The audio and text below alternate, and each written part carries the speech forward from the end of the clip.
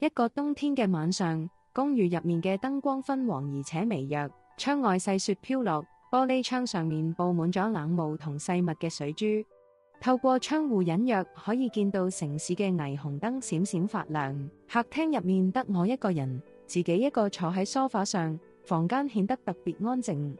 桌上放住一份當地嘅報紙同幾份求職表，上面用紅筆圈出嘅招聘信息變得刺眼。面前嘅筆記本電腦開住，熒幕上顯示住未完成嘅英文求職信，光標一閃一閃，但我點都冇辦法繼續輸入。我當初係咪太衝動？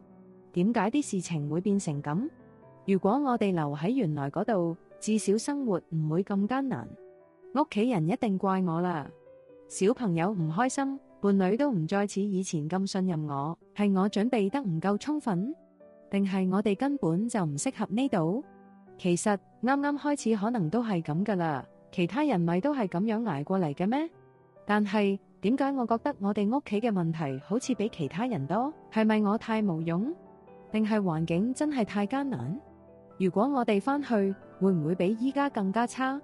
佢哋會唔會覺得我係一個逃兵？但係繼續落去，我哋仲可以撐幾耐？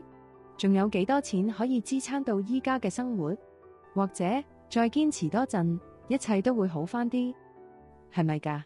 但如果再過幾個月都係咁，我係咪真係要考慮放棄？我需要先揾一份臨時工，解決眼前嘅經濟問題。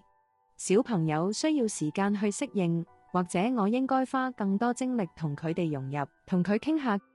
至少我哋可以一齊面對，唔使各自承受壓力。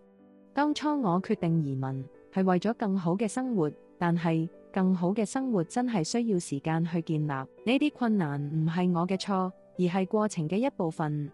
感覺失敗只係暫時嘅，只要屋企人係埋一齊，只要我哋仲有選擇，就一定可以揾到出路。明天又係新嘅一天，我哋會一步一步慢慢走落去。